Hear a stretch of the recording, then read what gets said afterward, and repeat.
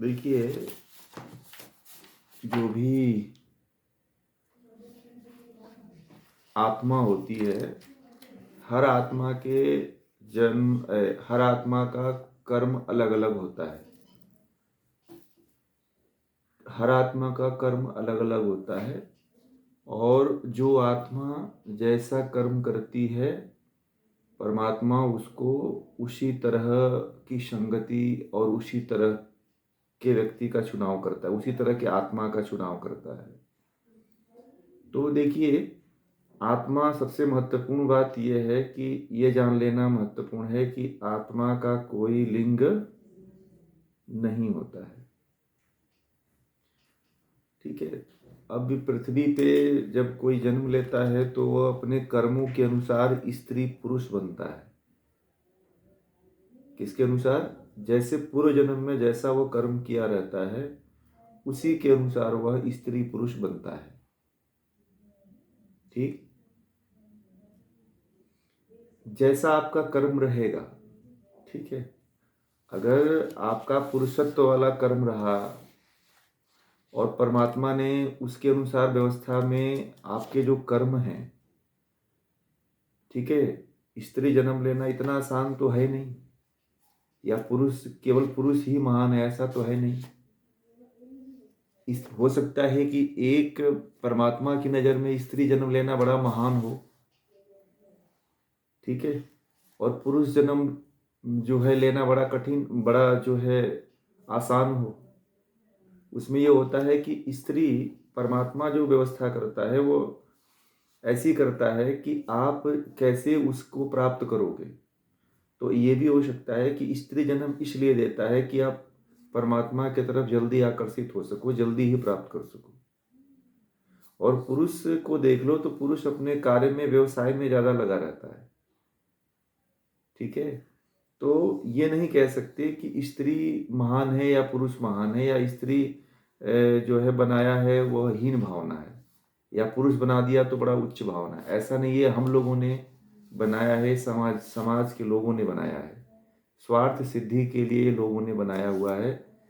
बेटा और बेटी दोनों के भीतर एक ही आत्मा है, और उस आत्मा में कोई अंतर नहीं है ना। उस आत्मा में कोई अंतर नहीं है। और जब कोई आत्मा यहाँ पे जन्म लेती है तो उसके कर्म देखे जाते हैं, इस पूर्व जन्म के कर्म देखे जाते हैं। और जैसे आपके जन्म होते हैं, ठीक है, जैसे आपके जन्म होते हैं तो आपके कर्म उसी के अनुसार होते हैं, और उसकी अनुकूलता या प्रति अनुकूलता जो होती है, उससे आपके साथ जो कुछ कर्मों के संस्कार रहते हैं, या कुछ कर्मों के कर्ज रहते हैं, कुछ जन्मों के, पूर्व जन्मों के यदि कर्ज आपने छोड़ रखा है किसी भी प्रकार का, चाहे साथ निभाने का या सेवा करने का, या आपने सेवा किसी का करवा लिया और आपने नहीं किया, या जीवन भर आप किसी की सेवा ही कर रहे हो, जीवन भर आप किसी से सेवा करवा रहे हो, तो आपको भी पूर्व जन्म में किसी की सेवा करनी पड़ेगी।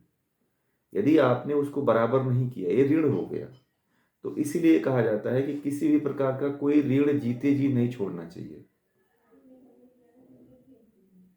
किसी भी प्रकार का ऋण नहीं छोड़ना चाहिए, चाहे सेवा का ऋण हो, चाहे पैसे रुपए का ऋण हो, किसी भी प्रकार का ऋण हो, उस ऋण को नहीं छोड़ना चाहिए, उसको पूरा कर लेना चाहिए।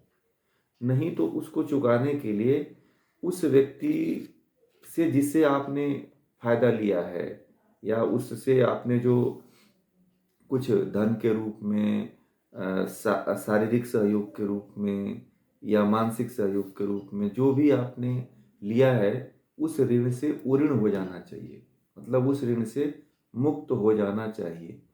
इसी जन्म में मुक्त होने का प्रयास करना चाहिए।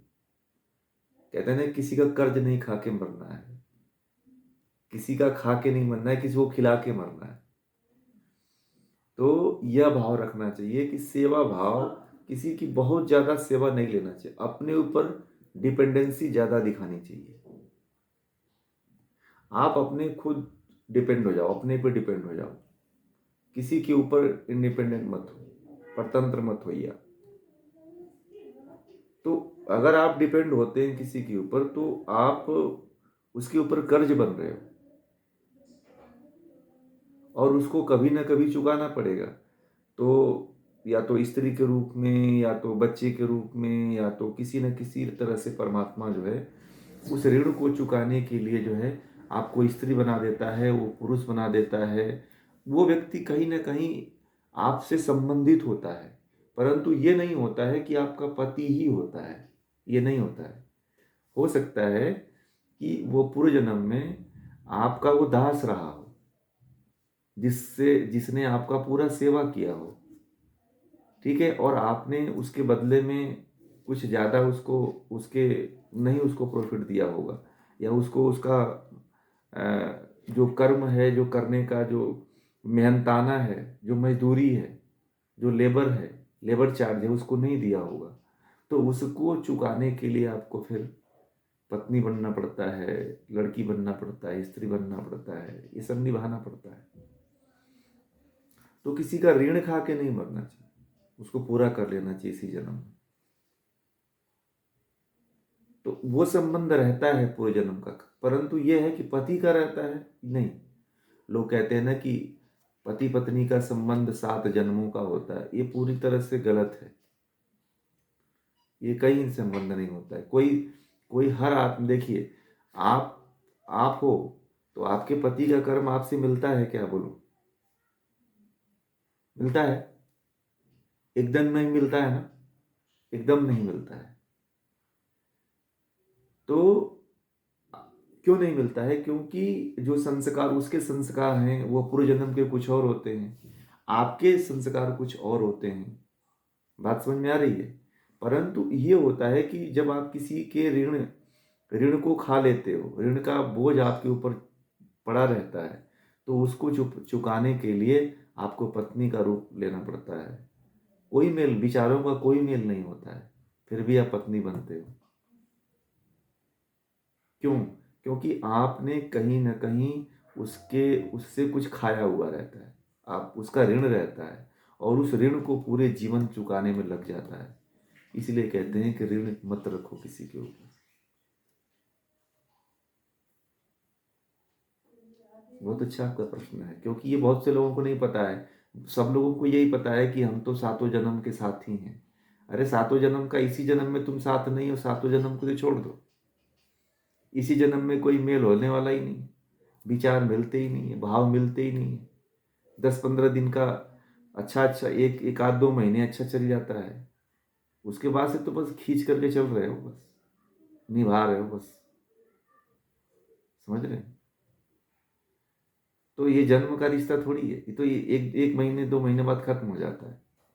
वो तो बस केवल जैसे कि रेल का इंजन है ना, तो वो डिब्बों को खींचता रहता है, वैसे ही निभा रहे हैं दोनों। कि शादी हो गई, सामाजिकता एक है, तो पत्नी निभा देती है पत्नी का रोल, और पति अपने पति का कर्तव्य निभा देता है, बस यही चलता रहता है। तो किसी के प्रति ज्यादा एहसान मंद नहीं होना चाहिए। कहते हैं ना कि परतंत्र दुख, जो किसी दूसरे व्यक्ति के परतंत्र कभी नहीं रहना चाहिए, या उसके ऊपर निर्भर होकर के नहीं रहना चाहिए। नहीं तो इससे क्या होता है कि आपके ऊपर कर्ज दबा रहता है। आप किसी के ऊपर एहसान कर दो, परंतु दूसरे का एहसान अपने ऊपर मत लेने दो। ऋण उसको कहते हैं अपनी संस्कृति में, कि उस ऋण को अपने ऊपर मत आने दो। यदि आप ऋण, अगर उसका ऋण अधिक है, आपके आपने उसका प्रभाव आपके ऊपर ज्यादा है, तो आपको चुकाना पड़ेगा उसको, आज नहीं तो कल चुकाना पड़ेगा। तो इसलिए इस रहस्य को, एक काम यह है कि यदि मान लो किसी के ऊपर ऋण है, तो आप दान पुण्य ज्यादा करो, तो इससे वो वाला कम, वो वाला माइनस हो जाएगा, कहीं और दूसरे जगह एडजस्ट हो जाएगा। मैंने बार बार कहता हूं कि पुण्य को ज्यादा बढ़ा दो आप। जब पुण्य को आप ज्यादा बढ़ा दोगे, तो इससे आपको ये बेनिफिट मिल जाएगी, इससे लाभ मिल जाएगा ये। कि आप किसी फिर किसी निम्न व्यक्ति के कर्ज को चुकाने के लिए आप सोचो ना कि आपका संस्कार कितना अच्छा होता है। एक स्त्री को देखा है आपने, एक बहुत सुंदर स्त्री को, बहुत अच्छे संस्कार वाली स्त्री को देखा है आपने, एक ऐसे घर में जाती है जहां उससे कोई मैच ही नहीं उसका होता है। बोलिए होता है? नहीं होता है। परंतु जब शादी माता पिता कर देते हैं तो उसको जीवन भर होती है। कारण यही होता है, इसका कारण यही होता है। इसीलिए जो है कभी भी अपने जीवन में किसी भी तरह का, ये ध्यान रखिएगा, ऋण मत होने दीजिए और पुण्य को बढ़ा दीजिए।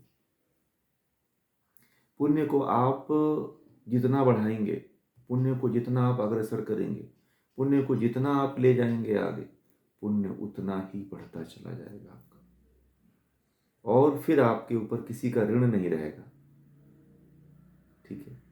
या किसी के गुलाम बन करके, किसी के दबाव में रह करके जीवन को नहीं जीना पड़ेगा। देखिए, पहले के समय में जो होता था वह स्त्री प्रधान समाज था, आज पुरुष प्रधान समाज है। तो उसमें स्त्रियां प्रधान न होकर के पुरुष प्रधान है, और स्त्रियां उनके साथ किसी तरह से झेल रही हैं। तो इसलिए एक तो कर्मों का भी होता है, परंतु कुछ स्त्रियां इस चीज को समझ जाएं तो वो इससे ऋण में निकल भी सकती हैं। वो अपना रास्ता बदल दीजिए। मान लीजिए कि अगर आप उससे निकलना चाहते हैं तो अपना रास्ता अध्यात्म का सीधे पतली गली पकड़ लीजिए। जब आप पतली गली से चलेंगे तो आपका अध्यात्म का रास्ता जब निकलेगा तब वहां पे आपको ज्यादा बाधा उत्पन्न नहीं होगी, और जब बाधा उत्पन्न नहीं होगी तो आपका अध्यात्म का रास्ता प्रगर आगे बढ़ता चला जाएगा, और धीरे धीरे धीरे धीरे जो है, जो बंधन का रास्ता था वो कटता चला जाएगा और आप मुक्ति की तरफ बढ़ते चले जाओगे। एक बात और बता दूं कि आपके करोड़ों जन्मों के कर्मों का फल नहीं मिटने वाला है। आप चाहो तो इस जन्म में अपने या कुछ जन्मों के कर्मों के संस्कारों को दग्धबीज कर सकते हो और मुक्त हो सकते हो, परंतु आप हजारों करोड़ों जन्मों के संस्कारों को नहीं मुक्त कर पाओगे, उसको नहीं खत्म कर पाओगे, उसको तो भोगना ही पड़ता है। इसलिए हम जो है शाश्वत हैं, सदा से हैं ना। जब से सृष्टि है तब से आत्माएं हैं। तो आप सोचो कितना जन्म लिए हो गया, अरबों खरबों जन्म लिए होंगे, हर हर युग में, हर मनवंतर में आप जन्म लिए होंगे, है ना। तो उनके कर्म हैं आपके ऊपर। तो इसलिए जो है, ये जो है निर्भर करता है कि आप अपने पुण्य को बढ़ा दो, ऋण से उऋण रहो, और कभी भी किसी का के ऊपर अपना ऋण मत छोड़िए, उसको पूरा कर लीजिए, जीते जी पूरा करके जाइए। ठीक है? ये आप लोग ध्यान रखना, बहुत महत्वपूर्ण बात है ये है। अगर इसको आप ध्यान रखते हो तो पूरे जन्म में आप इनसे बच सकते हो। इसलिए का हमेशा उऋण रहने का प्रयास करो, किसी का ऋण खा के मत रहो, उसको पूरा करो, देर सवेर पूरा करो। हाँ, पैसे का भी होता है, वस्तु का होता है, और बहुत बहुत सी चीज़ों का होता है, सबका होता है। कोई भी अगर आपके पास ऋण है तो उसको तो चुकाना ही पड़ेगा आपको। परमात्मा ने आपको जन्म दिया है, 3 ऋण सबसे महत्वपूर्ण है: माता पिता का ऋण, गुरु का ऋण, और ईश्वर का ऋण। ये 3 ऋण जो होते हैं, इन ऋणों से मुक्त होना चाहिए, और यहीं पे मुक्त होकर के जाइए, संसार में ही मुक्त होकर के जाइए। ठीक है?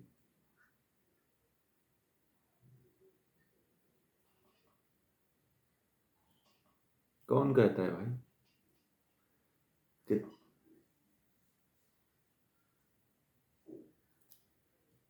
नहीं नहीं, पुरुष पुरुष पुरुष, ये तो लिंग, आत्मा तो अलिंग है, आत्मा का तो लिंग ही नहीं होता है। आ- तो फिर जब आत्मा का लिंग नहीं होता है तो फिर विभेद कहाँ से हो गया? ये तो सामाजिकता है, ये तो आप सामाजिकता की बात करते हो। ये तो सोशल है ये।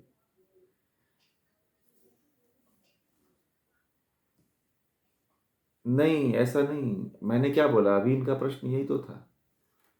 ऐसा नहीं है कि पाप कर्म करने से स्त्री का जन्म मिलता है, बड़ा पुण्य का कर्म होता है तो स्त्री का जन्म मिलता है, आपको ये भी नहीं पता है। हाँ, बड़ा पुण्य का जो किया होता है वही स्त्री बनता है, ये भी बात है। हाँ, क्योंकि स्त्री योनि में मुक्ति पाना बहुत आसान है पुरुष की अपेक्षा। पुरुष केवल पुरुष बनने के बाद वो संघर्ष ज्यादा कर लेता है, खुले में खुल करके वो निकल जाता है अध्यात्म के पीछे। स्त्री घर से नहीं निकल पाती है, परंतु वह घर में ही उसके पास इतनी क्षमता होती है कि वह जहाँ रहती है वहीं रह करके कर लेती है। गार्गी, अपाला, ये सब बड़ी बड़ी विदुषियाँ, मुक्त ऋषियाँ, ऋषिकाएं हुई हैं। ये याज्ञवल्क्य की और बड़े बड़े ऋषियों को भी हराने वाली ये ऋषिकाएं हुई हैं। ये तो आपका भ्रम है, अज्ञानता है ये, कि हम स्त्री योनि में नहीं हो पाएंगे, पुरुष योनि मिलेगी तो ही। स्त्रियों को ज्ञान सिखाया ही नहीं जाता है। स्त्रियों को ज्ञान से दूर रखा जाता है कि अगर उनको ज्ञान हो गया तो भोग हमारा खत्म हो जाएगा। सबसे बड़ी बात तो ये, बहुत ऐसे समाज है जो स्त्रियों को ज्ञान लेने से मना करते हैं। मुझे बहुत सी स्त्रियां हैं जो कहती हैं कि हम ज्ञान तो लेना चाहते हैं परंतु हमारे फैमिली में बड़ा दबाव है, हम अब सुन नहीं सकते। जब कोई नहीं होता है तो हम आपकी वीडियो सुनते हैं, ऐसे कई महिलाएं बोलती हैं जो क्लास में नहीं जुड़ती। उनको उनका नहीं, वो महिलाएं ऐसे हैं जो नहीं जुड़ती हैं। वो कहती हैं कि पारिवारिक दबाव ज़्यादा है, परिवार में इस तरह का ज्ञान और अध्यात्म की चर्चा नहीं चलती है। वो महिलाएं इतने आध्यात्मिक हैं, वो कहती हैं कि हमारे परिवार में अध्यात्म की और ज्ञान की बातें कोई नहीं सुनता है। अगर आप मोबाइल चला रहे हो, फिल्मी गाना सुन रहे हो तो उस पर कोई नहीं बोलेगा, और यदि आप कोई आध्यात्मिक ज्ञान आप सुनेंगे, ज्ञान की बात सुनेंगे तो लोग बोलने लगते हैं, परिवार वाले, हमारे पति बोलने लगते हैं, ससुर बोलने लगते हैं। तो ये सामाजिक दबाव है। हाँ, उनको ऐसा लगता है कि घर छोड़ के चली जाएगी या आध्यात्मिक हो जाएगी, या अगर आध्यात्मिक हो जाएगी तो फिर हमारे ऊपर इसको ज्ञान हो जाएगा तो भी हम हम जो है अलग हो जाएंगे। इस तरह का उनके अंदर भाव या विचार चला करता है, परंतु ऐसा नहीं है।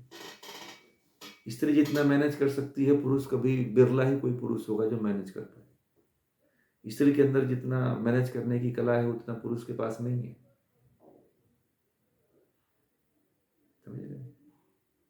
तो इसलिए जो है इस तरह के भाव में नहीं पड़ना चाहिए कि हम स्त्री जन्म में नहीं मुक्त हो पाएंगे। आप मेहनत करो, जैसे मेरी आत्मा है, जैसे परमात्मा ने, देखिए ईश्वर ने किसी को भी, सुनिएगा ध्यान से, ईश्वर ने, परमात्मा ने किसी भी स्त्री या पुरुष को न बुद्धि कम दिया है, न मन कम दिया है, ना ही इंद्रियों की कमी की है। किसी भी चीज की कमी स्त्री और पुरुष में नहीं की है। आज आप देख लो, जितने भी ऑल इंडिया एग्जाम होते हैं, जो टॉप एग्जाम होते हैं, है ना, चाहे आईएएस हो चाहे आईआईटी हो, उसमें टॉप में लड़कियां ही टॉप करती हैं, टॉप 10 में लड़कियां ही रहती हैं। ठीक है, तो ये तो भ्रम है, अज्ञानता है कि हम स्त्री योनि में हैं तो हम नहीं कुछ कर पाएंगे। आप सब कुछ कर पाएंगे, कोई ऐसी चीज नहीं है जो आप नहीं कर पाए। तो इसका ध्यान रखना बहुत जरूरी है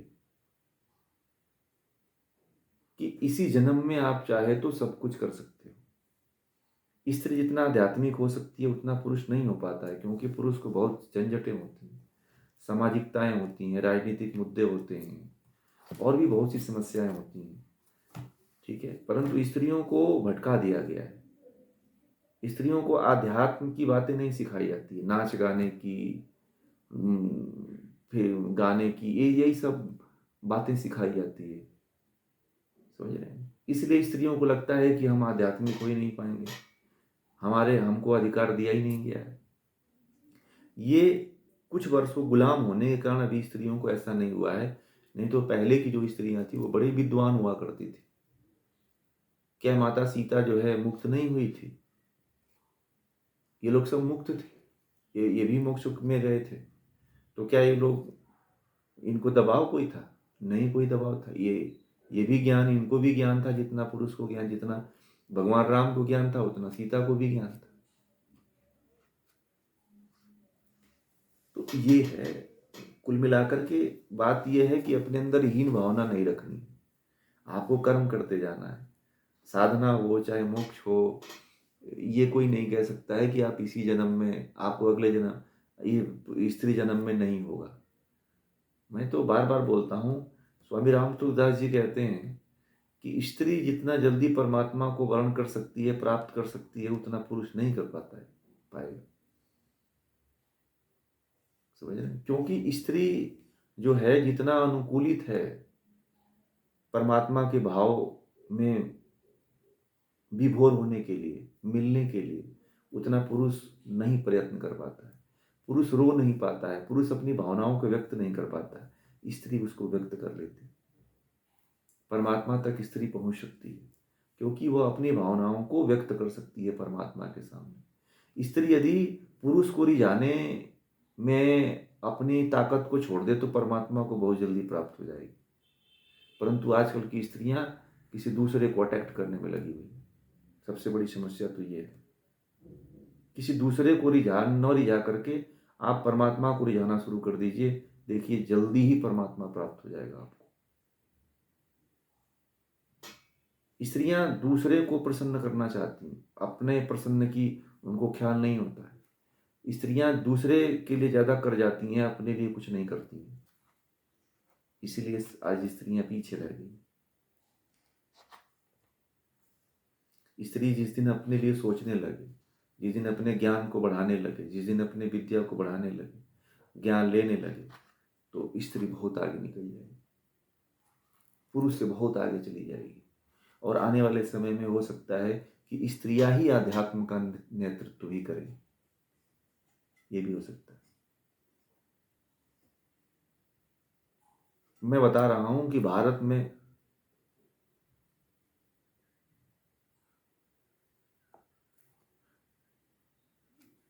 सबको जाना पड़ता है, सबको जाना पड़ता है। चारों पुरुषार्थ सबको गुजरना पड़ता है, चाहे स्त्री हो चाहे पुरुष, धर्म अर्थ काम मोक्ष। अब पुरुष के साथ जुड़ गई है तो पुरुष धर्म की तरफ जा रहा है, अर्थ की तरफ जा रहा है, काम की तरफ जा रहा है, तो स्त्री नहीं जाएगी। जब आधा आधा अधिकार हो जाता है, शादी विवाह क्यों होता है कि आधा आधा अधिकार हो जाता है दोनों का दोनों में। तो यह आपका कर्तव्य बनता है कि आप जितना जा रहे हो उतना स्त्री को भी लेकर के जाओ। विवाह का मतलब क्या होता है बताइए आप लोग? मैं कई बार बता चुका हूं, विवाह का मतलब क्या होता है। विवाह का मतलब ये नहीं होता है कि आप भोग करो। विवाह का मतलब ये होता है कि दोनों के सहयोग से, दोनों के आपसी सहयोग से आध्यात्म मतलब उस परमात्मा की तरफ कैसे बढ़ा जाए। विवाह का तात्पर्य होता है कि दोनों का सहयोग हो और परमात्मा की तरफ आगे बढ़ जाए। विवाह का मतलब ये होता है। विवाह का मतलब भोग नहीं होता है। विवाह का मतलब संतान पैदा भी करना नहीं होता है। आप लोगों को ये भी बता दूं, विवाह का मतलब ये होता है कि एक दूसरे के सहयोग से उस परमात्मा तक पहुंचा जाए। परंतु एक सामाजिकता बनाई गई है कि एक साथ रह करके जो है संसार सृष्टि भी करनी है।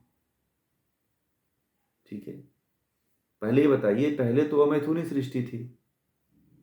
पहले अमैथुनी सृष्टि थी मतलब कि जब परमात्मा ने स्त्री पुरुष जब बनाए थे तो उस समय तो उनके कोई माँ तो नहीं थी ना, उनको तो डायरेक्ट परमात्मा ने बनाया था अमैथुनी सृष्टि के द्वारा। फिर बाद में मैथुनी सृष्टि शुरू हुई, तब जाकर के माँ बाप बने। परमात्मा का आदेश भी था कि जितने स्त्री पुरुष हैं वह विवाह में बंध जाएं और एक दूसरे का सहायक बन करके परमात्मा के मोक्ष की तरफ आगे बढ़ें और सृष्टि की सृष्टि का जो है ग्रोथ भी करें, सृष्टि के क्रम को आगे भी बढ़ाएं संतान उत्पत्ति करके। केवल सृष्टि को आगे बढ़ाने के लिए संतान उत्पत्ति का प्रावधान था कि सृष्टि क्रम चलता रहे, परंतु आज संतानोत्पत्ति का जो विषय है वह भोग का विषय बन गया है। तो वो इसलिए जो है आज स्त्री अपना अस्तित्व खो रही है। स्त्री जो है उस जो है मुख्य धारा से अलग हो गई। लोगों ने उसको जो है मोक्ष के धारा में न रख करके भोग की धारा में खड़ा कर दिया ले जाकर के। स्त्री को इतना आकर्षक बनाया गया कि वो भोग की वस्तु बन गई। उसको जो है आध्यात्म के रास्ते पे नहीं लाया गया।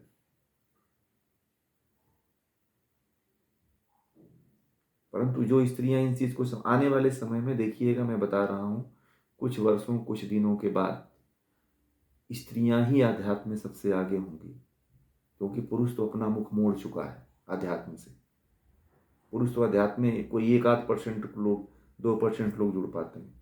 चाहे कहीं भी जितने भी भारत में आध्यात्मिक केंद्र संस्थाएं हैं या आध्यात्मिक केंद्र हो या कथा चल रही हो, आप वहां पे देख लो 98% स्त्रियां हैं।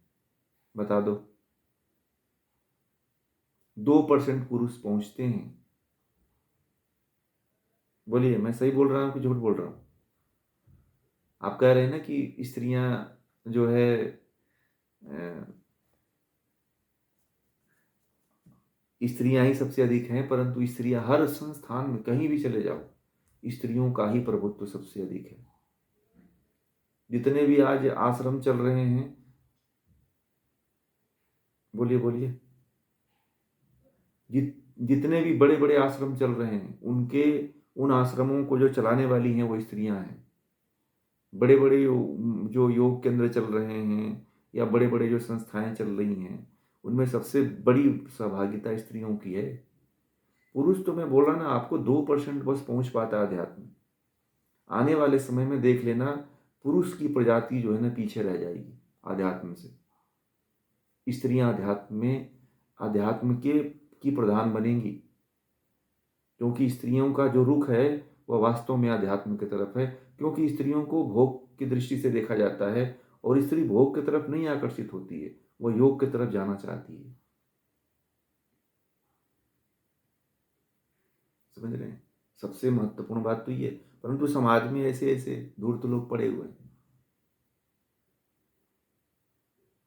जो सीधे साधे स्त्रियों को भोग की वस्तु जो है उनको भ्रम में इधर उधर भ्रमित करके उनको भोग की वस्तु बनाते हैं। ऐसे मूर्ख लोग पड़े हुए हैं। जैसे फिल्म इंडस्ट्रीज है, बॉलीवुड है, तो ये भी सब यही करते हैं।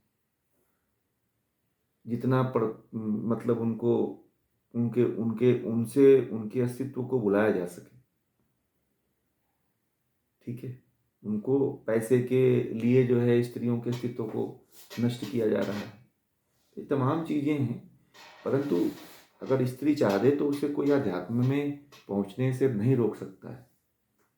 परंतु सबसे महत्वपूर्ण बात ये बन जाती है कि सही ज्ञान होना जरूरी है, यथार्थ ज्ञान होना चाहिए, सही व्यक्ति होना चाहिए, सही गुरु होना चाहिए, सही आचार्य होना चाहिए, भोगी व्यक्ति नहीं होना चाहिए। आपको अध्यात्म में बहुत अच्छी अच्छी बातें किया, बहुत आजकल ऐसे भी बहुत से अध्यात्म में बहुत अच्छी अच्छी बातें करेंगे, आपको पूरा जो है आपको पूरा माइंड वॉश करेंगे, उसके बाद से फिर आपका शोषण करना शुरू कर देते हैं। दिल्ली में या बड़े बड़े शहरों में ऐसे करते हैं सब। तो ये भी पहचानना जरूरी है कि हम कौन सा ज्ञान ले रहे हैं, किस व्यक्ति से ले रहे हैं, वह व्यक्ति कौन है, उसका व्यवहार कैसा, उसका चरित्र कैसा है, वह किस तरह वो ज्ञान रखता है कि नहीं रखता है। ये सबसे महत्वपूर्ण होता है। आज के समय में अध्यात्म में उतरने की सबसे बड़ी समस्या यही है कि लोग ठगे जा रहे हैं। बहुत बड़ी संख्या में लोग ठगे जा रहे हैं, स्त्रियां हों चाहे पुरुष हों। मैं देखता हूँ कि अध्यात्म में, देखिए, अध्यात्म की उत्सुकता इतनी ज़्यादा है भारत में कि चाहे स्त्री हो चाहे पुरुष हो, आध्यात्मिक होना चाहते हैं, परंतु लोग उनको बीच में हाईजेक कर लेते हैं। कोई ठग देता है, कोई सही ज्ञान नहीं देता है, कोई वास्तविक ज्ञान बताता नहीं है। तो उनका मार्ग बाधित हो जाता है, वो बेचारे भटक जाते हैं रास्ते से, उनको गलत रास्ता दिखा देते हैं। तो ये जरूरी नहीं है कि हम आध्यात्मिक नहीं, हम आध्यात्मिक तो हैं, परंतु आप किस किस अध्यात्म से जुड़े हुए हो, आपको वैदिक सनातन ज्ञान मिल रहा है कि नहीं मिल रहा है, आपको वेदों का ज्ञान मिल रहा है कि नहीं मिल रहा है, क्या जो जिस व्यक्ति से, गुरु से, आचार्य से जुड़े हुए उसके पास ज्ञान है कि नहीं है, ये बहुत महत्वपूर्ण है। कोई चमत्कारी, कोई जो है बिना खाए पिए, कोई नंगे, कोई खड़े, कोई ऐसे लोगों को बाबा लोग बना लेते हैं। ज्ञान का और बाबा का ये क्राइटेरिया नहीं है। एक संत की, एक ऋषि की क्राइटेरिया ज्ञान होता है, आत्मा होती है, परमात्मा होता है, बुद्धि होता है, मन होता है, चित्त होता है, अहंकार होता है। जब इन पे विजय प्राप्त करता है, काम क्रोध लोभ मोह मद मात्सर्य को जब वो नष्ट कर देता है, तो वह गुरु होता है, वह ज्ञानी होता है। परंतु आजकल लोग चमत्कार के पीछे ज्यादा भाग रहे हैं। एक मदारी को, एक जादूगर को भी गुरु के जो है ज्ञानी के और ऋषि के कैटेगरी पे लाके खड़ा कर दे रहे हैं। जिसके पास ज्ञान न्यून है, जिसके पास ज्ञान ही नहीं है किसी चीज का, वह भी ज्ञानी गुरु बन जाता है। तो ये पहचानने वाली सबसे महत्वपूर्ण बात है, तो आपकी आध्यात्म की यात्रा आगे बढ़ सकती है, नहीं तो आध्यात्म की यात्रा नहीं हो सकती। आध्यात्मिक होने के लिए बहुत महत्वपूर्ण होता है कि सही व्यक्ति का चुनाव होना चाहिए, सही ज्ञान का आपको नॉलेज होना चाहिए कि आप किधर जाना चाहते हो, कैसे जाना चाहते हो, तो आप आध्यात्म में बढ़ जाओगे।